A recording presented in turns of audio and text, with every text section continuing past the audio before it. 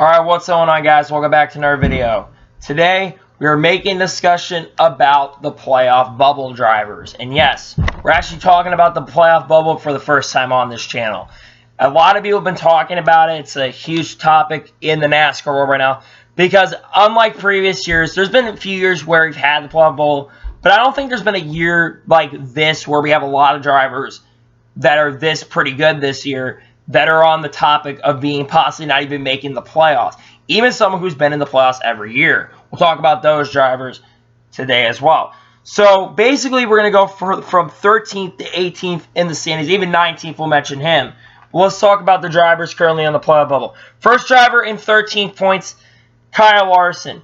Kyle Larson comes into this race, into Pocono this weekend, 31 points above the cutoff line. He was farther ahead in the points, but he didn't have a very good race in New Hampshire. I think he finished like 34th or something, and he was like 40 or 50 points above the cutoff line coming into New Hampshire, but he's now 31 points above the cutoff line. He can't have another bad race if he does good runs, because he had a lot of good runs except Daytona. He was having top fives and top tens, and he was doing really good, and unfortunately had a couple bad races. But I think Kyle Larson will get back into the hunt. He's been not so great this year. As a Kyle Larson fan, it's not been the most entertaining thing to see him struggle. But he's 31 points above the cutoff line. He's still got an okay marginal, but don't have another bad race, Larson, please. If he has another bad race, he could be in trouble. Up next is a guy who was not in the best position until this week, Erik Jones. Erik Jones comes into this race 28 points above the cutoff line. Erik Jones was only, I believe, 2 points above the cutoff line going into New Hampshire, and then after New Hampshire, he went out 26 points more, 28 points ahead. That is a huge, huge margin for Erik Jones. Erik Jones, he wasn't incident-free at New Hampshire, but he's in a much better position now than he was, and he's got a pretty decent cushion going into Pocono. And this is a track where he did really good. If Erik Jones can continue to have this consistency, he might get nearly in the top 10 in the standings before it. I think he could end up honestly doing that. But he's got a pretty manageable gap right now, and he's the other driver that could be maybe losing his ride. You know, he's a guy that's been on the talks in the 20 car, could be up for sale. If he makes the playoffs and continues to have runs like he's been having, he could still end up making the playoffs. I mean, he doesn't have bad stats. 6 top 5s and 10 top 10s here. Still not a bad year for Erik Jones, in my opinion. Up next is probably the biggest surprise in the playoffs this year so far, of all the drivers that are in. Ryan Newman in 15th.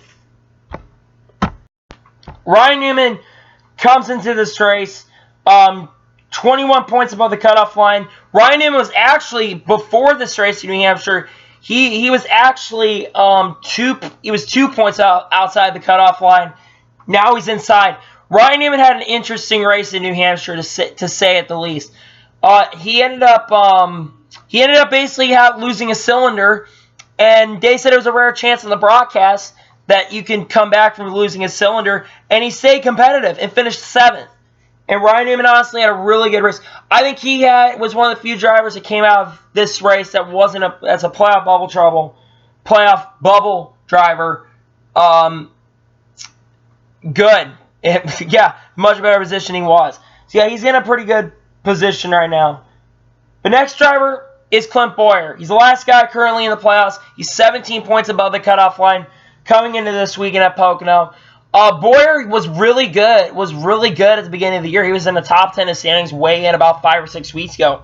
But he's just had really been struggling the last month and a half. And if he continues to do continues to fall from grace, he had a bad race in New Hampshire, but I said if he continues to fall from grace, he might not even end up making the playoffs this year. And he's a guy that might be losing his ride at the end of the year.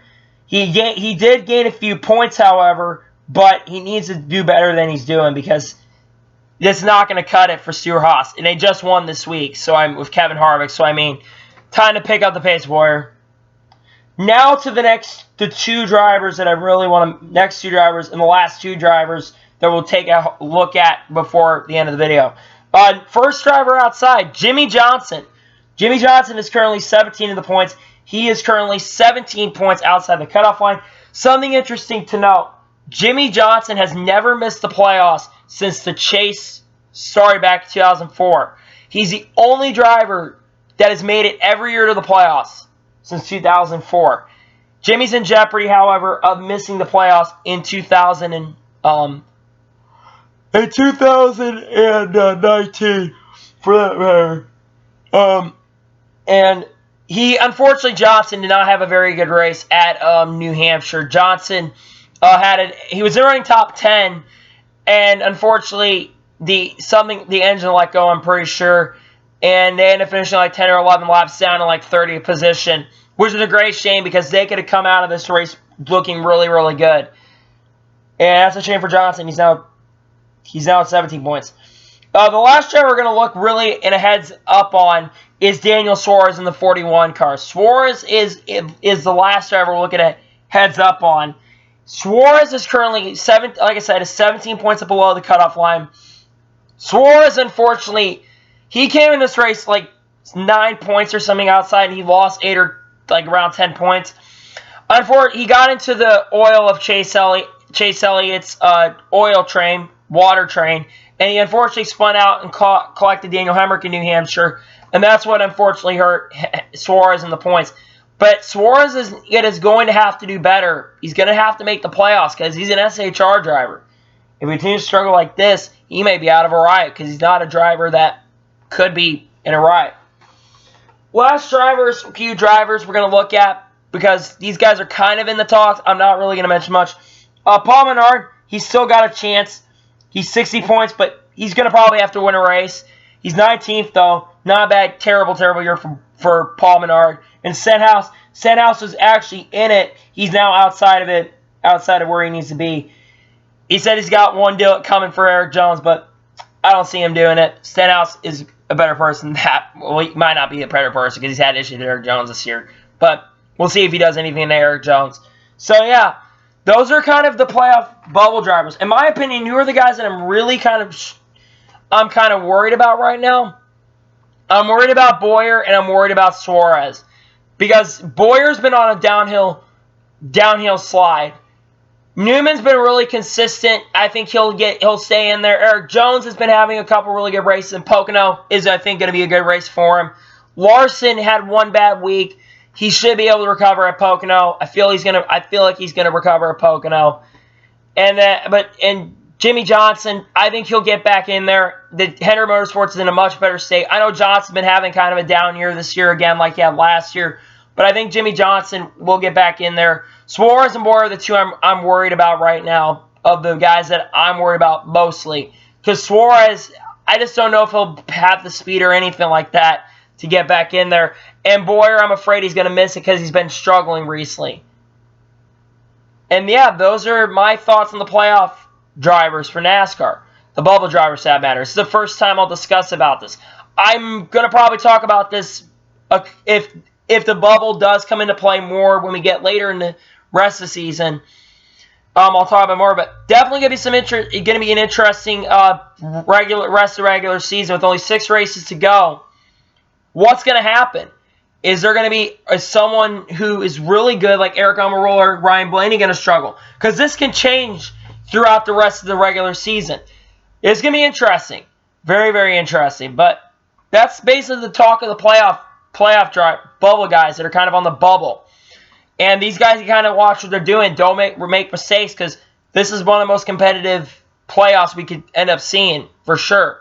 So anyway, that's my thoughts on playoff drivers. I want to thank you guys for watching this video. Please like and subscribe to the channel. Turn notifications on so you can be notified when a video goes on my channel.